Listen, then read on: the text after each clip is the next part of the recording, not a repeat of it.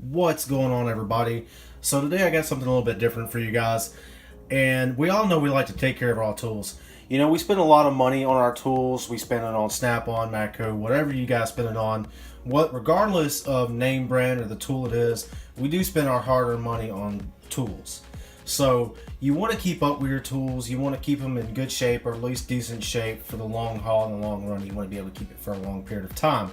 So without further ado, what do I use to take care of my tools?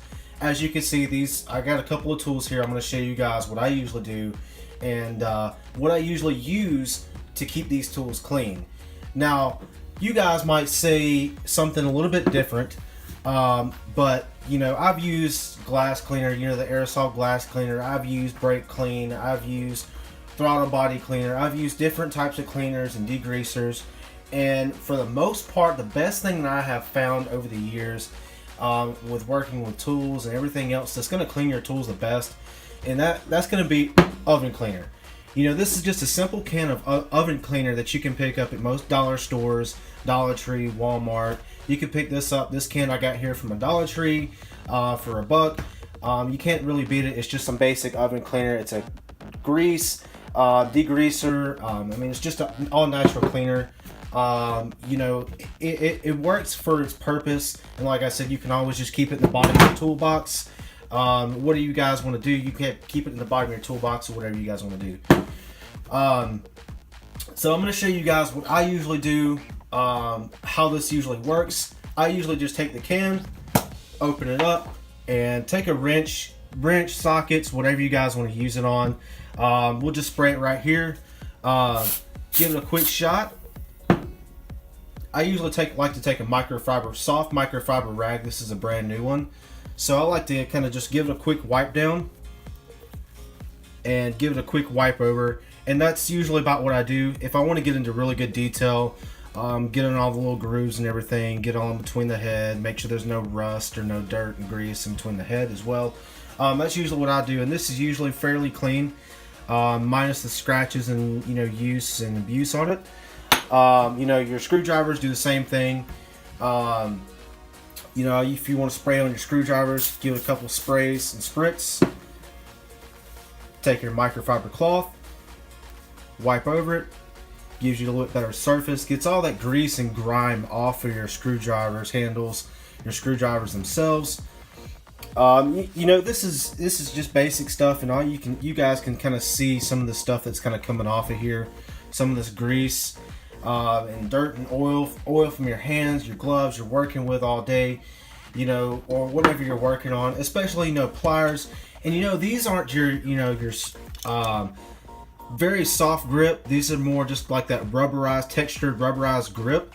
And even these, you know, these build up a lot of dirt over time, and they really do. And it's just inevitable to happen, and it's really hard to kind of clean some of these. As you can kind of see, these are fairly dirty. We're going to spray this down real quick. Get your microfiber cloth. A little bit better.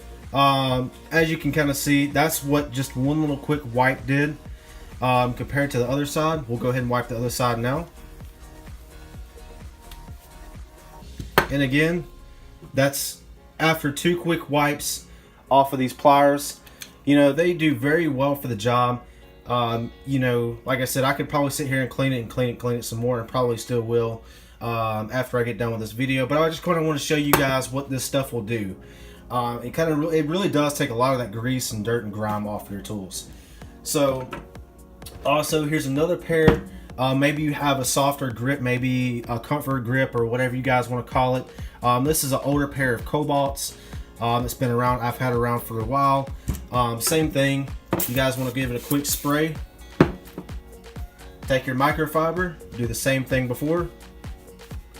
Give it a quick wipe. And again, just a quick wipe, and that's all I got off of that little bit. Try it again.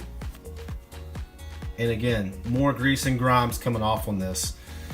And same thing with your ratchet handles. You know, you get these ratchet handles with a soft, you know, grip, soft comfort grips. You get these snap-on ratchets with the comfort grips. Even the metallic grips, you know, you can take those, the same thing as well. If you got a ratchet here with a comfort grip, Give it a quick spray down.